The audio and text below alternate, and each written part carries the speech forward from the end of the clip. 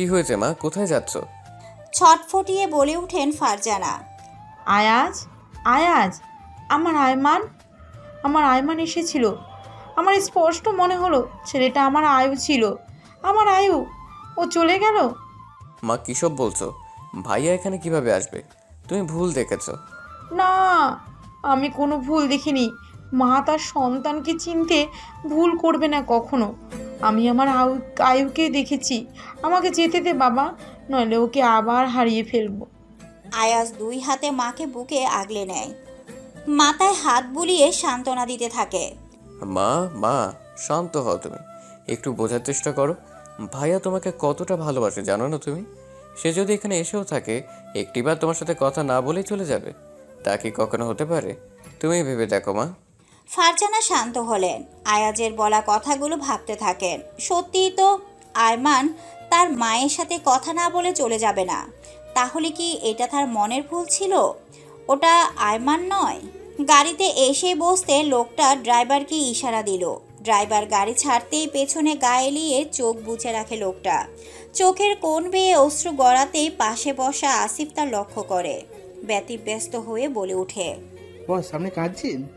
চোখ খুলে তাকায় লোকটি, দৃষ্টি উপরে নিবদ্ধ, জড়বস্তুর ন্যায় ওভাবে স্থির হয়ে থাকে। আসিফের কথার কোনো জবাব দেয় না।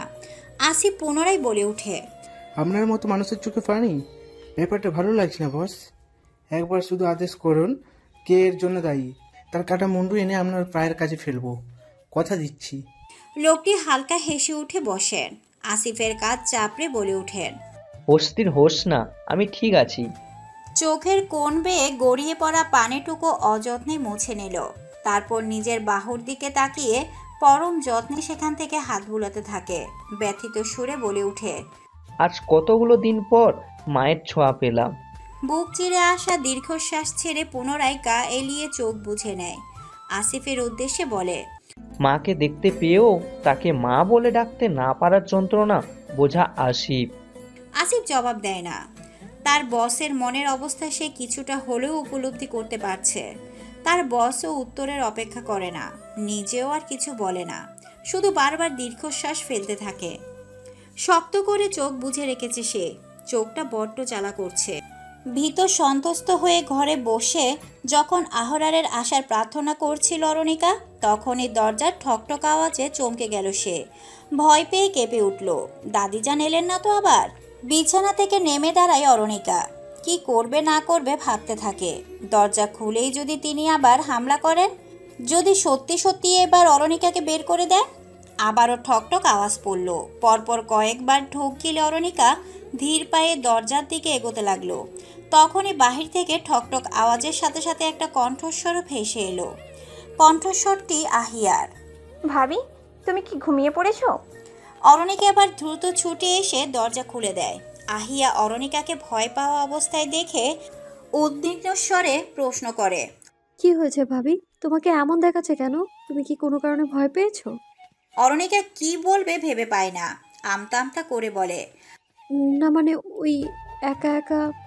ও, বুঝতে পেরেছি, ভয় নেই, আমি আছি তো তোমার সাথে। আহিয়া অরণিকার হাত ধরে ভেতরে নিয়ে এসে বসিয়ে দেয়, নিজেও তার পাশে বসে পড়ে। ভাইয়া বোধ হয় আজ রাতে আর ফিরতে পারবে না। একটু আগেই ফোন দিয়েছিল, বললো ফারাপু এখন ঠিক আছে। আপুটা কেন যে এমন পাগলামো করতে গেল? উনি তোমার কেমন আপু আহিয়া? আর কেনই বা সে এমন একটা কাজ করলো? আহিয়া পাশ ফিরে অরণিকার মুখের দিকে তাকায়। সে বুঝতে পারল অরণিকা কিছুই জানে না, তাই সে সবটা জানানোর উদ্দেশ্যেই বলে ওঠে, ফারাপু হচ্ছে আমার চাচাতো বোন, বড় আব্বুর ছোট মেয়ে, ভীষণ আদরের। 8 বছর অস্ট্রেলিয়াতে ছিল সে, কিছুদিন আগেই ফিরেছে। আপু যেদিন ফিরেছে তার পরদিন তার ফিরে আসার খুশিতে একটা অনুষ্ঠানের আয়োজন করা হয়েছিল। আর সেই অনুষ্ঠানেই দাদিজান ফারাপু আর আহরার ভাইয়ার বিয়ের ঘোষণা দেন। চমকে উঠে অরণিকা। আহিয়ার কথা শুনে বিস্মিত নয়নে চেয়ে থাকে তার দিকে। আহিয়া বলতে থাকে, সবাই খুশি ছিল। আমরা ভেবেছিলাম ওরা দুজনেই হয়তো রাজি, কিন্তু মায়ের কাছে পরে শুনলাম ভাইয়া অন্য কাউকে পছন্দ করে। আজ জানলাম সেই মেয়েটা তুমি। কিন্তু ফারাহ আপু হয়তো তার চিন্তা ভাবনা অনেক দূর পর্যন্ত নিয়ে গিয়েছিল, তাই আজ এটা মেনে নিতে পারেনি। ফোঁস করে শ্বাস ছেড়ে অরণিকার দিকে ফিরে বসে আহিয়া। অরণিকার কাঁধে হাত রেখে ভরসা দিয়ে বলে, এসব নিয়ে তুমি একদম মন খারাপ করিও না ভাবি, সব কিছু ঠিক হয়ে যাবে। আমার ভাইয়া সব সমাধান করে ফেলবে। দেখো তুমি অনেক ক্লান্ত, ঘুমিয়ে পড়ো ভাবি, আমি তোমার সাথেই আছি আজকে। অরণিকার মন ভার হয়ে যায়। সে আসতে না আসতে এই বাড়িতে যেন কালবৈশাখীর ঝড় নেমে এলো। সত্যি কি সব ঠিক হবে? সে কি পারবে এমন পরিবেশে নিজেকে টিকিয়ে রাখতে? পারবে কি ওই মানুষটাকে সুখী করতে? লড়াইটা যে বেশ কঠিন তা বুঝতে পারে অরণিকা। তারপরও আজ গুলবাহারের সাথে সে যা করলো, না জানি এর ফলাফল কি হয়। নিজের ঘরে বসে প্রচণ্ড রাগে ফোঁস করছেন গুলবাহার। স্থিত হয়ে দুদণ্ড বসতে পারছেন না তিনি। একটা গ্রাম্য মেয়ে হুট করে তার বাড়িতে এসে আসন গেড়ে বসলো। যাকে সে পছন্দ করে না সেই মেয়েটা তার পরিবারের সদস্য হয়ে গেল। তার হুকুম ব্যতীত কেউ এক ধাপ চলতো না, সেখানে আজ যেন তার হুকুম তো দূরের, মতামতেরও তোয়াক্কা করলো না তার নিজের ছেলে আর নাতি। ক্ষিপ্ত কণ্ঠে গুলবাহার বিড়বিড় করছে, নিজের ছেলের কথা আর কি বা বলবো? সে তো আমার কথার পরোয়া না করে ওই তাপসিয়াকে বিয়ে করে নিয়েছিল। ছেলেকেও বানিয়েছে ওই পথের প্রতীক। তবে তাপসিয়াকে যেভাবে দমিয়ে রাখা গিয়েছিল, এই মেয়েকে সেভাবে দমানো যাবে না। চেহারা শুরুতে আলাভোলা সেজে থাকা এই আরণিকা বড্ড চালাক, তাই চালাকের সাথে খেলাটা চালাকি করেই খেলতে হবে। ধপ করে নিজের ইজি চেয়ারে বসে পড়েন গুলবাহার। জোরে জোরে চেয়ারটা দোলাতে থাকেন আর মাথার ভেতরে সাজাতে থাকেন নিজের শয়তানি পরিকল্পনা। ফারহার জ্ঞান ফিরেছে ভোরের দিকে। শরীরটা একটু দুর্বল, তবে আজই বাড়ি নিয়ে যেতে পারবে বলেছেন ডাক্তার। আয়াস তার মাকে নিয়ে বাড়িতে চলে গিয়েছে রাতে, কারণ এখানে থাকলে তিনি নিজেই অসুস্থ হয়ে পড়বেন। তাই আয়াস এক প্রকার জোর করে নিয়ে গিয়েছে। আহরার থেকে গিয়েছে। মাঝে একবার ফোন করে আহিয়ার কাছ থেকে অরণিকা আর তার মায়ের খবর জেনে নেয় সে। ফারহার জ্ঞান ফিরেছে শুনেছে তার কেবিনের দিকে এগিয়ে গেল আহরার। ভেতরে ঢুকে দেখতে পায় ফারহা চোখ বন্ধ করে শুয়ে আছে। এক রাতেই যেন মুখটা শুকিয়ে একটুখানি হয়ে গিয়েছে মেয়েটার। আহরার আশ্চর্যজনিত হয়ে ভাবে, ফারহা এমন একটা কাজ করলো কিভাবে, আর কেনই বা করলো? নিঃশব্দে ফারহার বেডের কাছে এসে দাঁড়িয়ে হালকা স্বরে ডেকে ওঠে, ফারহা। ফারহা চোখ খুলে তাকায়। আহরারকে দেখে অভিমানে চোখের জল জমে তার। মুখটা ঘুরিয়ে নেয় সে। আহরার টুল টেনে বসে পড়ে সেখানে। তারপর ধীর কণ্ঠে বলে ওঠে, তোর মতো এত একটা লক্ষ্মী মেয়ে এমন আহাম্মকের মতো কাজ কিভাবে করলি বলতো? এত কিসের দুঃখ এসে জমলো তোর মনে যে এত বড় স্টেপ নিলে? ফারহা ফিরে তাকায়। কণ্ঠে রাগ, ক্ষোভ, অভিমান মিশিয়ে বলে, তুমি তো এখন এইসবই বলবি আহরার ভাই, কিন্তু নিজের দায়টা স্বীকার করবে না? নিজের দায়? কেন বুঝতে পারছো না তুমি, নাকি না বোঝার ভান করছো? আহরার খানিকটা কড়া সুরে বলে ওঠে, ফারহা যা বলার সোজাসুজি বল, পরিষ্কারভাবে বল। ফারহা কেঁদে ফেলে। কান্না মাখার স্বরে বলতে থাকে, কেন আমার সাথে এমন করলে আহরার ভাই? যদি অন্য কাউকে বিয়ে করবি, তবে আমায় বিয়ে করতে রাজি হলে কেন? আমি তোমাকে অনেক আগে থেকেই পছন্দ করতাম, হয়তো ভালোবেসে ফেলেছি, কিন্তু স্বপ্ন দেখতে বা আশা রাখতে ভয় পেতাম। যদি তোমার দিক থেকে সাড়া না পাই সেই ভয়ে। যখন বিয়ে ঠিক হলো আর তুমি রাজি হলে, আমি তখন সাহস করেই স্বপ্ন দেখতে শুরু করি, কিন্তু সেই ভয়টাই সত্যি হয়ে গেল। আমার স্বপ্নটা ভেঙে গেল। তুমি এক ঝটকায় আমার আশা, আমার সব স্বপ্ন, আমার মন ভেঙে টুকরো টুকরো করে দিলে আহরার ভাই। বলতে বলতে ফারহা কান্নায় ভেঙে পড়ে। আহরার হতবাক হয়ে চেয়ে থাকে ফারহার দিকে। বিস্ময়ের রেশ কাটিয়ে সে ফারহাকে বলে, তোকে কে বলেছে ফারহা আমি বিয়েতে রাজি ছিলাম? হুট করে থেমে যায় ফারহার কান্না। অবাক হয়ে তাকিয়ে থাকে সে। আহরার পুনরায় বলে ওঠে, আমি তো আমার নিজের মুখে দাদিজানকে জানিয়েছিলাম আমি তোকে বিয়ে করতে পারবো না, কারণ আমি অন্য কাউকে পছন্দ করি আর তাকেই বিয়ে করতে চাই। বিয়ের অ্যানাউন্সমেন্ট করার পর দিনই আমি দাদিজানের সাথে কথা বলেছিলাম। দাদিজান নিজেও তখন মেনে নিয়েছিলেন বিষয়টা। এরপরও তুই আশা রাখিস কি করে? দাদিজান কি তোকে কিছুই জানায়নি? তুমি কি বলছো আহরার ভাই? আমি কিছুই তো বুঝতে পারছি না। দাদি জানি তো আমায় বলেছেন তুমি রাজি ছিলে। আহরার নির্বাক দৃষ্টিতে চেয়ে থাকে ফারহার মুখের দিকে। কোনো প্রতিক্রিয়াও দেখাতে পারে না সে। মস্তিষ্ক বিকল হয়ে কাজ করা বন্ধ করে দিয়েছে যেন। দাদিজান কেন এমনটা করলেন? কেন?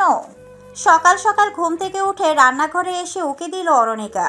আহিয়ার কাছে শুনেছে রান্না বান্নার কাজ বাড়ির বউদের করা লাগে। এদিকে বাড়ির দুটো বউয়ের কেউই আজ রান্না করার মতো অবস্থায় নেই, তাই অরণিকা এসেছে। তাছাড়া মা বলেছিল বাড়ির বড় বউ রান্নাঘরের কাজে সর্বদা নিয়োজিত থাকতে হবে, কারোর আদেশের অপেক্ষা না করেই। মায়ের কথা মনে করে বিয়ের পরের দিন সকালে রান্নাঘরে এসে হাজির হয়েছে অরু। দ্বিধাদ্বন্দ্বিত মনোভাব নিয়ে ধীর পায়ে ভেতরে এগিয়ে গেল সে। চারদিকে চোখ বুলিয়ে দেখছে সব কিছু। কি নেই এই রান্নাঘরে? আধুনিক যন্ত্রপাতি থেকে শুরু করে দেশি বিদেশি সকল রান্নার সামগ্রী, সব কিছু সুন্দর পরিপাটিভাবে সাজানো। অরণিকা কি দিয়ে কি শুরু করবে বুঝে উঠতে পারছে না।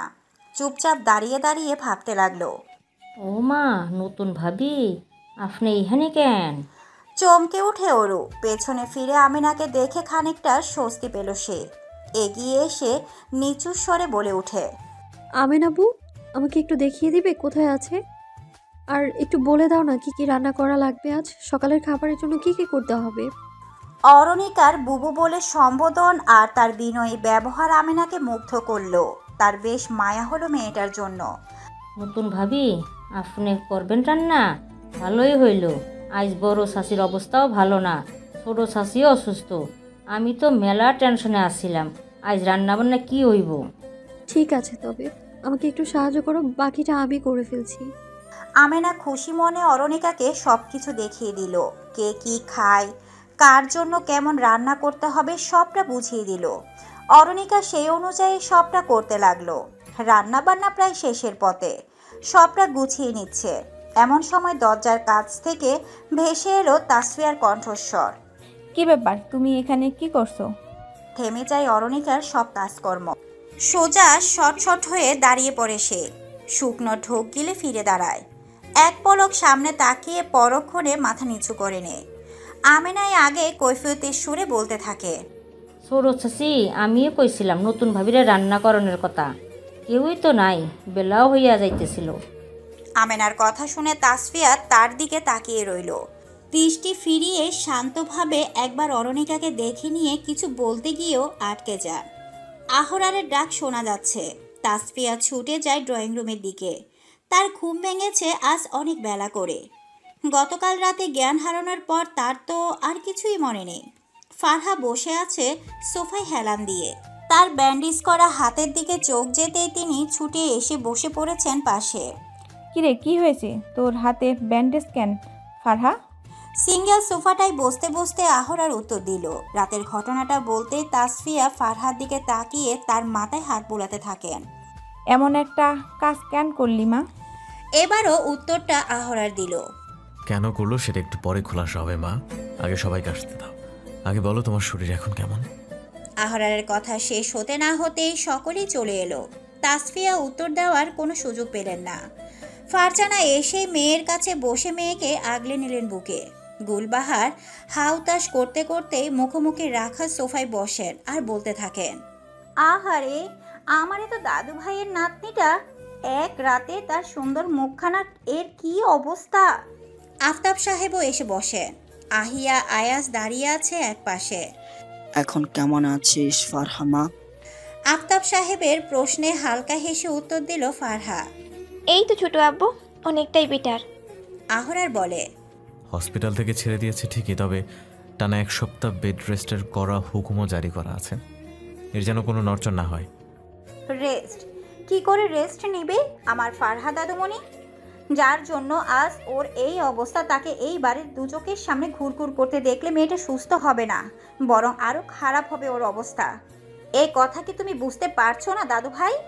গুলবাহারের কথার জবাবে ফারহা কিছু বলতে গেলে আহরার হাত উঠিয়ে থামিয়ে দেয়। শীতল দৃষ্টিতে তাকিয়ে ঠান্ডার স্বরে বলে ওঠে, কার জন্য ওর এই অবস্থা দাদিজান? কেন? ওই কালো বিশ্রী মেয়েটা যাকে তুমি বিয়ে করে এনেছো। সেই মেয়েটা কি করেছে যার জন্য ফারহার অবস্থা খারাপ হবে? কি করেছে মানে? তুমি কি আমার সাথে মজা করছো দাদু ভাই? তোমার স্ত্রী হওয়ার কত স্বপ্ন বনেছিল আমার ফারহা দাদুমণি, কিন্তু ওই মেয়ে সেই জায়গা কেড়ে নিল। আমার দাদুমণি কি করে ভালো থাকবে তুমি বলো? আহরার হাসলো, খানিকটা শব্দ করেই হাসলো। কণ্ঠে বিদ্রুপ মিশিয়ে পুনরায় বলে ওঠে, ফারহা কেন আমাকে নিয়ে স্বপ্ন দেখবে দাদিজান, যেখানে আমি এই বিয়েটাতে রাজিই ছিলাম না? আমার এই বিয়েতে অসম্মতি, সেই সাথে নিজের পছন্দের কথা আমি তো সাথে সাথেই জানিয়ে দিয়েছিলাম। তবে ফারহাকে তো আপনারই জানিয়ে দেওয়ার কথা বিষয়টা, তাই নয় কি? চুপসে যান গুলবাহার। তাকে কেমন ভীত দেখাচ্ছে। আশেপাশে তাকান, সকলেই তার দিকে অবাক হয়ে তাকিয়ে আছে। এতে করে আরো বেশি ভড়কে যান গুলবাহার, কিন্তু তিনি দম্বার পাত্রী নন। নিজেকে সামলে নেন, কঠোর স্বরে নিজেকে সপক্ষে যুক্তি দাঁড় করান। কেন বলবো আমি এই কথা ফারহাকে? আমি তখন তোমার সামনে ব্যাপারটা মেনে নেওয়ার চেষ্টা করলেও পরবর্তীতে আমি তা মেনে নিতে পারিনি, কারণ আমি কিছুতেই চাই না ফারহা দাদুমণির বাড়ি ছেড়ে চলে যাক। ওকে এই বাড়িতে এই পরিবারের সাথে রেখে দেওয়ার জন্য ছাড়া আর কি উপায় বা ছিল? আর তাছাড়া আমি খোঁজ নিয়ে জেনেছিলাম তুমি কোথাকার এক গ্রামের মেয়েকে পছন্দ করেছো। এসব গ্রামের মেয়ে কখনো ভালো হয় না। তারপরও মেয়ের গায়ের রং যা তোমার সাথে একেবারেই বেমানান, এমন মেয়েকে আমি কিভাবে মানবো? তাই আমি ফারহাকে জানাইনি কিছু, কারণ আমি ঠিক করেই নিয়েছিলাম আমি এই মেয়েকে কিছুতেই মানবো না। রান্নাঘরে দরজার কাছে দাঁড়িয়ে সবটা শুনছিল অরুণিকা। গুলবাহারের কথা শুনে কষ্টে অপমানে তার চোখে অশ্রু এসে ভিড় করে। আলগোছে তো মুছে নিয়ে সামনে চাইতেই আহরারের সাথে চোখাচোখি হয়ে যায় তার। দৃষ্টি তার দিকে রেখেই আহরার জবাব দেয়, অরুণিকা আমার কাছে এমন একজন মানুষ যাকে আমি কখনোই কোনো কিচ্ছুর বিনিময়ে ছাড়তাম না, আর সেই মানসিকতা এখনো বিদ্যমান। চোখ ফিরিয়ে গুলবাহারের দিকে তাকায় আহরার, পুনরায় প্রশ্ন করে, আপনার কেন মনে হলো দাদিজান আপনি না মানলে আমি অরুণিকাকে ছেড়ে ফারহাকে বিয়ে করে নিব? আমার কথা অমান্য করার সাহস এই বাড়িতে কার আছে? আপনার কথা ততক্ষণ পর্যন্ত মান্য দাদিজান যতক্ষণ সেটা ন্যায়সঙ্গত। অন্যায় আদেশ হলে আর যাই হোক আমি তাতে কখনোই সায় জানাবো না। একটু থেমে সামনে সরে আসে আহরার। হাঁটুর উপর কুনি রেখেই ঝুঁকে বসে সরাসরি গুলবাহারের চোখের দিকে তাকিয়ে বলে ওঠে, কি বলুন তো দাদিজান, আমি আফজাল বা আফতাব নই, আমি আহরার। আহরার, নিজের দাদির সাথে এ কেমন ব্যবহার তোর? মায়ের কথা শুনে তার দিকে তাকায় আহরার, কিছুটা কড়া সুরে জবাব দেয়, অরুণিকাকে গ্রহণ করতে তোমার কিসের ভয় ছিল মা? শুধু কি দাদিজান না মানার কারণে নাকি অন্য কোনো ব্যাপার আছে? চুপ হয়ে যান তাসফিয়া। আর কিছু বলার ভাষা খুঁজে পেলেন না। এই কথার কোনো জবাব নেই তার কাছে, হয়তো আছে তবে সাহস নেই বলার। আহরার উঠে দাঁড়ায়, চলে যেতে গিয়েও পিছিয়ে আসে আবার। গুলবাহারকে উদ্দেশ্য করে বলে, আর কি যেন বলেছিলেন দাদিজান, গ্রামের মেয়েরা ভালো হয় না? একবার অরুণিকাকে দেখে নেই সে। অরুণিকা অদ্ভুত দৃষ্টিতে তাকিয়ে আছে তার দিকে। আহরার পুনরায় দাদির দিকে তাকিয়ে তাচ্ছিল্যের সুরে বলে ওঠে, আপনি তো ভুলেই গেছেন, আপনিও কিন্তু গ্রামেরই মেয়ে। রইল বাকি গায়ের রং। মেয়েটার ওই গায়ের রং শুধুমাত্র গায়ের রঙই, মনের রং নয়। যাই হোক, সব কিছু পজিটিভলি মেনে নেন সবাই। হ্যাপি ফ্যামিলি হয়ে হ্যাপিলি থাকেন, দেখবেন শান্তিপূর্ণভাবে জীবনটা কেটে যাচ্ছে। কথা শেষ করে আহরার গটগট পায়ে হেঁটে চলে গেল নিজের ঘরের দিকে। পেছনে রেখে গেল কতগুলো বিস্তৃত চাহনি। ঘরের এ মাথা থেকে ও মাথার সামনে পায়চারি করে যাচ্ছেন তাসফিয়া। আফতাব সাহেব ঘরে ঢুকে তাসফিয়ার এমন অস্থিরতা দেখে উদ্বিগ্ন স্বরে ডেকে ওঠেন, তাসু। স্বামীর ডাকে থেমে যান তাসফিয়া, সামনে ফিরে তাকান। আফতাব সাহেব এগিয়ে এসে দুহাতে তাসফিয়ার মুখটা আগলে নিয়ে কোমল স্বরে বলেন, কি হয়েছে তাসু? এতটা চিন্তিত হয়ে আছো কেন? তাসফিয়া কোনো জবাব দেন না, কেবল করুণ দৃষ্টিতে তাকিয়ে থাকেন। এই দৃষ্টি অনেক কিছুই বলে দেয়, যা আফতাব সাহেবের বুঝতে খুব একটা অসুবিধা হয় না। আচ্ছা তুমি এসো, এদিকে এসে বসো তো। আফতাব সাহেব তাসফিয়াকে বিছানায় বসিয়ে নিজেও পাশে বসেন। তাসফিয়ার এক হাত সযত্নে নিজের হাতের মুঠোয় পুরে বলেন, অরুণিকাকে নিয়ে ভাবছো তো? কি করবে না করবে তা নিয়ে দ্বিধাদ্বন্দ্ব। চোখ তুলে তাকান তাসফিয়া। এই মানুষটাকে বরাবরই তার মনের কথা বুঝে নিতে দক্ষ, না বলেও কিভাবে যেন সবটা বুঝে নিতে পারেন তিনি। এই কারণেই তো তিনি এত অত্যাচারিত হয়েও দিনের শেষে সবটা ভুলে গেছেন এই মানুষটার মুখের দিকে তাকিয়ে। আফতাব সাহেব পুনরায় বলে ওঠেন, অরুণিকা মেনে নাও দাসু, তোমার ছেলের সুখ মেয়েটা, ছেলের কথা ভেবে হলেও মেনে নাও। কিন্তু আমার যে বড্ড ভয় হচ্ছে গো। সে দিনগুলো আমরা পেরিয়ে এসেছি, সেসব যদি আমার ছেলের জীবনে ঘটে। যদি ঘটে তবে সবচেয়ে বেশি কিন্তু অরুণিকাকেই ভুগতে হবে, কিন্তু ঠিক যেমনটা তোমাকে ভুগতে হয়েছে। আফতাব সাহেবের কথা তাসফিয়াকে আটকে দেন। তাসু, ভেবে দেখো, যা কিছু হয়েছিল সব কষ্ট তোমাকে বেশি সইতে হয়েছে, কিন্তু তখন তোমার পাশে আমি ছাড়া কেউ ছিল না। লড়াইটা তাই অনেক কঠিন ছিল তোমার জন্য। তবে আমাদের ছেলে বৌমার লড়াইটা কঠিন হতে দেব না আমরা। আমরা যদি ওদের সাথে থাকি লড়াইটা মোটেও কঠিন লাগবে না। তাসফিয়া ভাবনায় পড়ে যান। আফতাব সাহেব আবারও বলেন, বিয়েটা স্বয়ং আল্লাহর পক্ষ থেকে নির্ধারিত। আহারের সাথে অরুণিকার বিয়ে হয়ে গিয়েছে। তুমি আমি চাইলেও তা অস্বীকার করতে পারবো না। তাই আমাদের উচিত এটা মেনে নিয়ে ওদের পাশে থাকা, ওদের পথটা সহজ করতে সাহায্য করা। তুমি আর মুখ ফিরিয়ে থেকো না তাসু। তাসফিয়া ভাবেন, সত্যি কি আমার মেনে নেওয়া উচিত? কেটে গেছে সপ্তাহখানেক। বাড়ির পরিবেশ এখন অনেক শান্ত। সেদিনের পর থেকে গুলবাহার বেশ চুপচাপ হয়ে গিয়েছেন। শান্ত মেজাজে থাকছেন সব সময়। কারোর সাথে কোনো প্রকার উচ্চবাচ্য করেন না। আশ্চর্যের বিষয় হলো এখন অরুণিকা তো দূর, তাসফিয়াকেও কটু কথা শোনান না। এটা সত্যি পরিবর্তন নাকি এর ভিতরে রয়েছে অন্য কোনো রহস্য, তা সকলেরই অজানা। ফারহা এখন পুরোপুরি সুস্থ, তবে কাটা জায়গাটা পূরণ হতে আরও সময় লাগবে। সে অরুণিকার সাথে খারাপ ব্যবহার না করলেও খুব একটা কথা বলে না। মূলত সে সকলের সাথে কম কথা বলছে ইদানিং। নিজের মতোই ব্যস্ত থাকে। মনকে ঠিক রাখার ক্ষুদ্র প্রচেষ্টা তার। তাসফিয়া সবকিছু স্বাভাবিকভাবে মেনে নেওয়ার চেষ্টা করছেন। অরুণিকার সাথে ঠিকঠাকভাবে কথাবার্তা চালালেও চোখে মুখে এক আলাদা গাম্ভীর্যতা ফুটিয়ে রাখেন সর্বদা। অবশ্য এ নিয়ে ওর কোনো অভিযোগ নেই। সে কেবল এই বাড়ির যোগ্য বউ হয়ে ওঠার আপ্রাণ চেষ্টা চালিয়ে যাচ্ছে। এদিকে ফারজানার কোনো কিছুতেই কোনো মাথা ব্যথা নেই। তিনি খোলা মনের মানুষ। সকলের সাথে মিলেমিশে ভালোভাবে থাকতেই পছন্দ করেন তিনি। তাই অরুণিকার প্রতি কোনো বিদ্রূপ আচরণ নেই তার। বাড়ির বাকি সদস্যদের মতোই দেখেন তিনি অরুণিকাকে। আহিয়া রীতিমতো ভাবি পাগল হয়ে গিয়েছে। সারাক্ষণ শুধু অরুভাবি করতেই থাকে। নিজের মনের কথা উজাড় করে বলার মতো একটা মনের মানুষ পেয়েছে সে। তবে আয়াসও বা কম কিসের? সেও ভাবিভক্ত হয়ে বসে আছে। ভাবিকে দলে টানতেই দুজনের প্রতিযোগিতাও করতে হয়। আফতাব সাহেব তো শুরু থেকেই ঠিক আছেন। অন্যদিকে আফজাল সাহেব প্রথমে মেয়ের কথা ভেবে কিছুটা মনক্ষুণ্ণ হলেও অরুণিকার ব্যবহার তার মনকে বিগলিত করে দিয়েছে। অরুণিকাকে নিজের মেয়ের মতোই দেখতে শুরু করেছেন তিনি। একদিন তো বলেই বসলেন, অরুমার মতো মেয়ে যে বাড়িতে থাকবে সত্যি সে বাড়ি আলোকিত হয়ে যাবে। বলতে গেলে আপাতত দৃষ্টিতে খান পরিবার এখন একটি সুখী পরিবার হয়ে রয়েছে। তবে এই সুখের স্থায়িত্ব কতকাল তাই দেখার বিষয়। রাতে খাওয়া দাওয়া সেরে ঘরে এসে বিশ্রাম নিচ্ছে আহরার।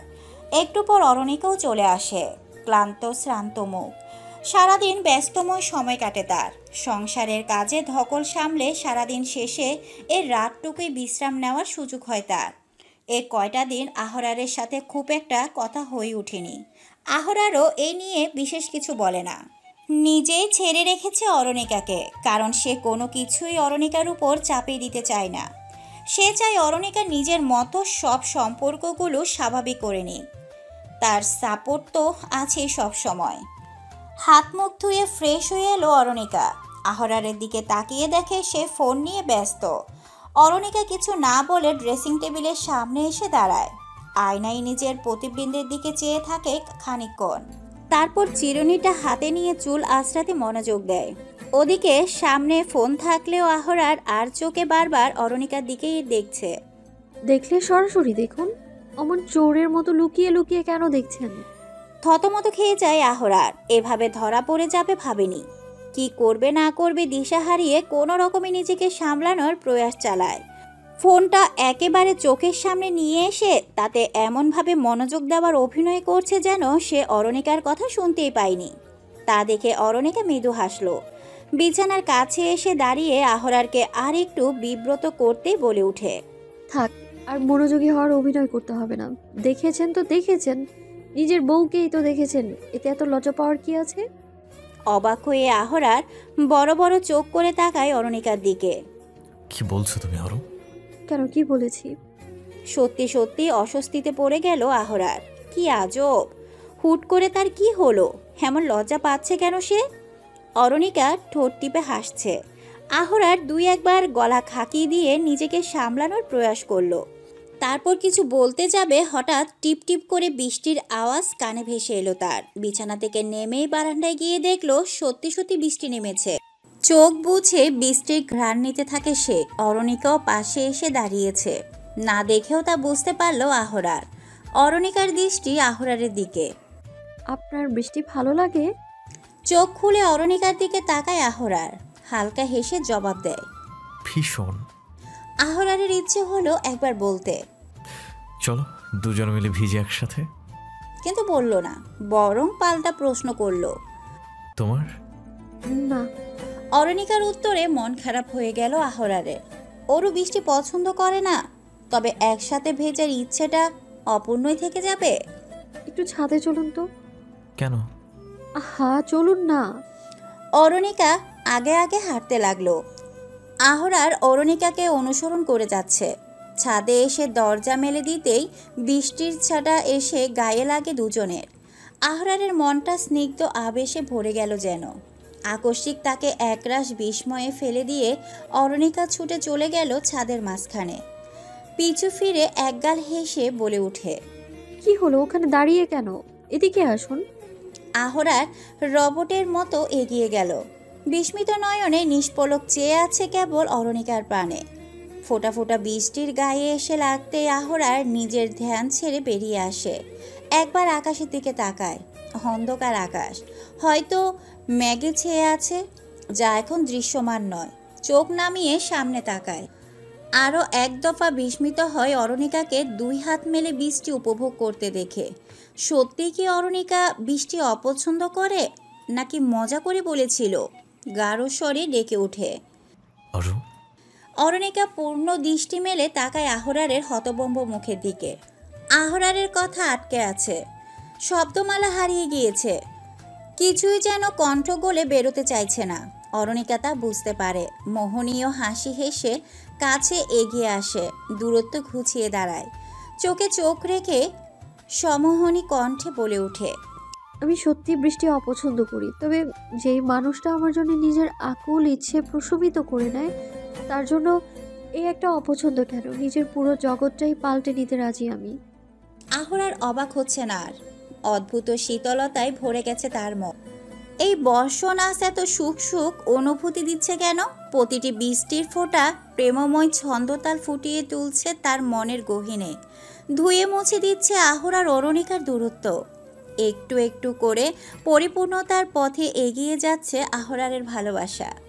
গাঢ় অন্ধকারে তলিয়ে যাচ্ছে ঘরটি। জানালা গলে আলো আসারও সুযোগ নেই। চারপাশ আরও বেশি নিকষ আধারে ছেয়ে রয়েছে।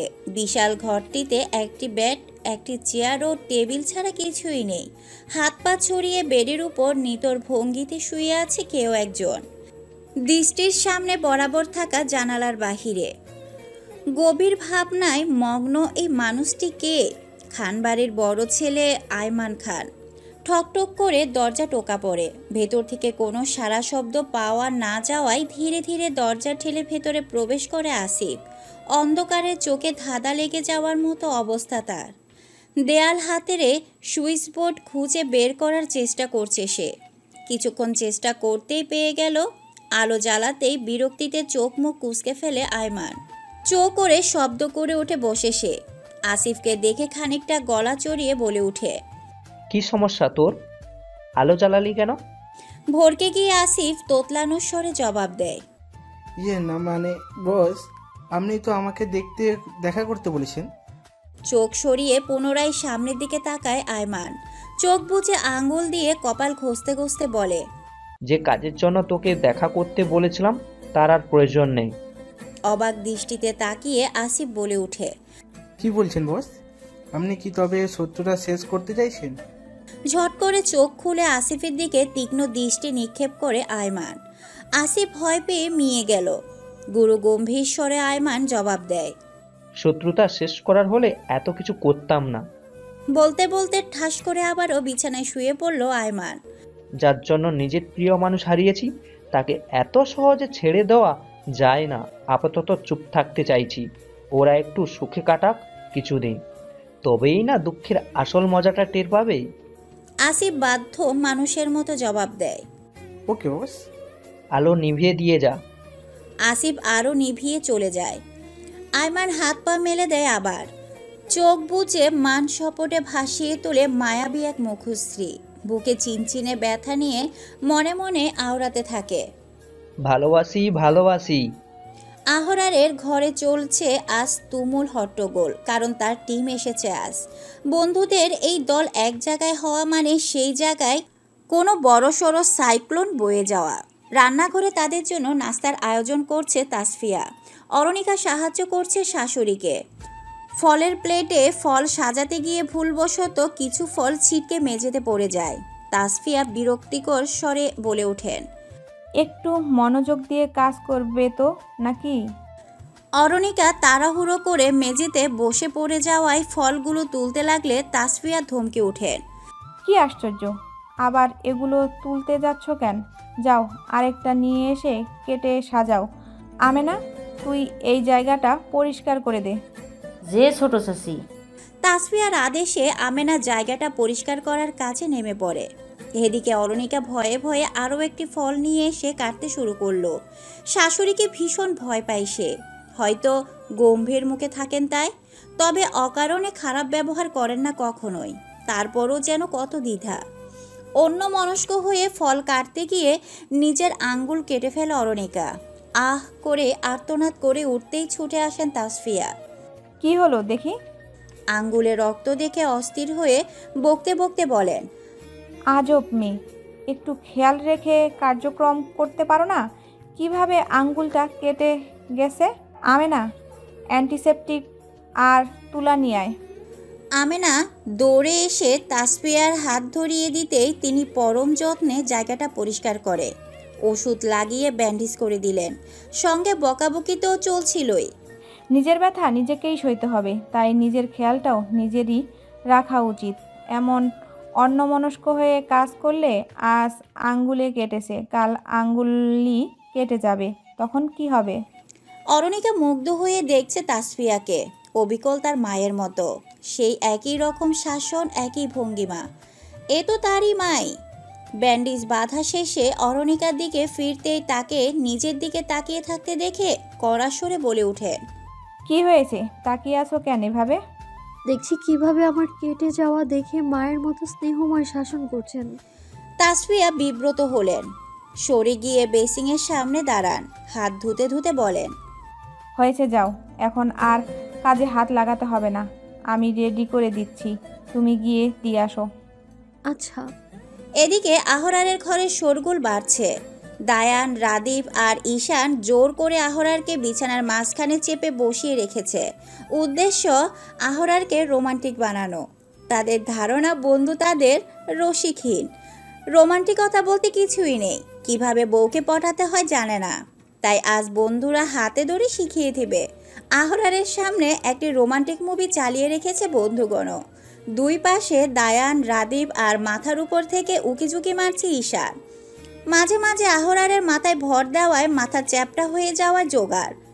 আহরার রেগে মেগে বারবার ধাক্কা দিয়ে সরিয়ে দেওয়ার পরও ঘুরিয়ে ফিরিয়ে এসে সে একই কাজ করছে। বাধ্য হয়ে আহরার হাল ছেড়ে দেয়, মুভির দিকে মনোযোগ দেয়। একটি দৃশ্য আসে যেখানে নায়ক সবার সামনে নায়িকাকে তুলে নেয়। দৃশ্যটি দেখা মাত্রই দায়ান লাফিয়েই বলে ওঠে, এই দেখ, ঠিক এভাবেই বউকে কোলে তুলে নেওয়া উচিত না, বুঝলি? তুই এইভাবে প্র্যাকটিস করবি। আহরার তাড়াহুড়ো করে বলে ওঠে, অসম্ভব, এই কাজ আমি জীবনেও করতে পারবো না। বউ পটানো তো দূর, কষ্ট করে পাওয়া বউটারই হারাই ফেলবো। ঈশান পেছন থেকে পিঠে ঠাস করে মেরে বলে, কি কস, এমনি না করলে জীবনে বউ পটাতে পারবি না। দেখ ভাই, ওর এসব পছন্দ করবে না। আরে ও অন্যরকম, যখন তখন যেখানে সেখানে হাত ধরাধরি, গা ঘেঁষাঘেঁষিও পছন্দ করে না। আর সবার সামনে কোলে তুলতে গেলে দেখা যাবে পরের দিন একদম বাক্স পোটলা সব নিয়ে বাপের বাড়ি হাঁটবে। রাদীপ বিশেষজ্ঞের ন্যায় বলে ওঠে, শোন, মেয়েদের মন বোঝা এত সহজ নয়, বুঝলি? তোর হয়তো মনে হচ্ছে তোর বউ এসব পছন্দ করবে না, কিন্তু এমনটা ঘটলে মনে মনে ঠিকই খুশিতে গদগদ হয়ে যাবে। আহরার ছিটকে পেছনে সরে গিয়ে হাত দুটো সারেন্ডার করার ভঙ্গিতে উপরে তুলে বলেন, না ভাই, তোরা যে যাই বল, এই কাজ আমার দ্বারা হবে না। আম সরি, আমি পারবো না এসব। ঈশান হাত উঠিয়ে বলে, আচ্ছা বেশ বেশ, এই পরিকল্পনা বাতিল। আহরার, তুই বল, তুই কখনো বউকে বাইরে ঘুরতে নিয়ে গিয়েছিস? আহরার মনে করার চেষ্টা করতে করতে বলে ওঠে। না, এখনো সেই সুযোগ হয়ে ওঠেনি। দায়ান এসে আহরারের কাঁধ গলিয়ে গলায় হাত চেপে বলে, শালা, পছন্দ কইরা এত যে ঘুরঘুর কইরা যে বিয়ে করছো, এখনো বউকে ঘুরাইতে নিয়ে গেল না? তোমার দ্বারা বউয়ের লগে প্রেম হইতো না? রাদীপ বিছানা থেকে লাফিয়ে নেমে দাঁড়িয়েই বলে, শোন শোন, বউকে ঘুরতে নিয়ে যাওয়ার বাহানায় অনেক কিছু করতে পারবি। একসাথে রিকশায় ঘোরা, তারপর বাকি কথাটুকু ঈশান শেষ করে। মেয়েরা বাইরে গেলে প্রিয় মানুষের সাথে ফুচকা আইসক্রিম খেতে পছন্দ করে। তুইও খাওয়াবি, পার্কে নিয়ে গিয়ে হাত ধরে হাঁটবি আর রোমান্টিক রোমান্টিক কথা বলবি।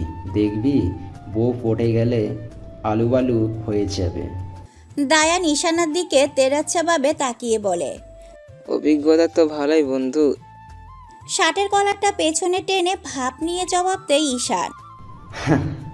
ঈশানের অভিজ্ঞতা 100-তে 100। রাদীপ বলে, তাহলে আপাতত প্ল্যান এটাই। যদি বউ পটে তো ভালো, আর না পটলে নেক্সট প্ল্যান।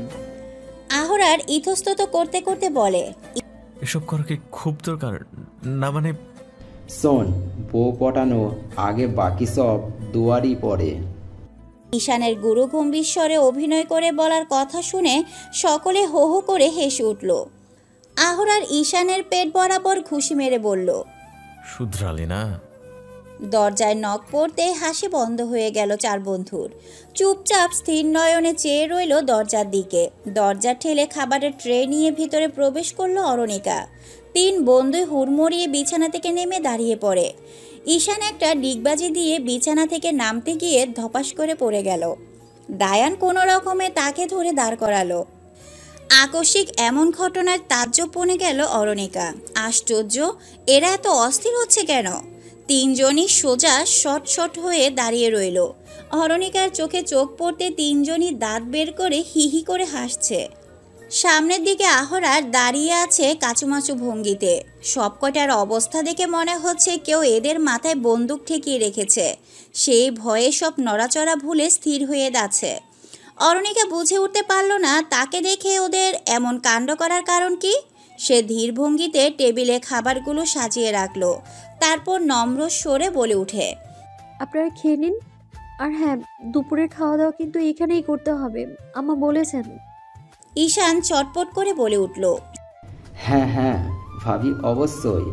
আপনি না বললে আমি নিচে গিয়েই বলে আসতাম। দুপুরে না খেয়ে আমি কিছুতেই যেতাম না। সঙ্গে সঙ্গে মাথায় চাটাস চাটাস করে বাড়ি পড়তেই উফ করে আর্তনাদ করে উঠে সে। পাশে তাকাতে দেখতে পায় দায়ান কটমট করে তার দিকে তাকিয়ে চিবিয়ে চিবিয়ে বলছে, শালা, কোথায় কি বলতে হয় ভুলে গেছিস? রাদীপও চাপা স্বরে ক্ষোভ প্রকাশ করে বলে ওঠে, একটা দিলি কেন? আরও দুইটা দে। ওর গেটে একটা গুতা দে। খালি খাওয়ান আর খাওয়ান। ওর পেটে এত জায়গা কেমনে? ঈশান দায়ানকে টপকে রাদীপের দিকে দৃষ্টি ফেলে নিজের সপক্ষে যুক্তি দেখিয়ে বলে, আরে বেটা বলদ, খাবারগুলো তো পেটেই থাকে না। পশ্চাৎ দেশের সুরঙ্গ হতে শৌচাগারের সুরঙ্গে পতিত হয়ে পরবর্তী খাবার ঢোকানোর জায়গা করে দেয়। ঈশানের ঢং করে বলার কথায় দায়ানের মাথায় রাগ চড়ে যায়।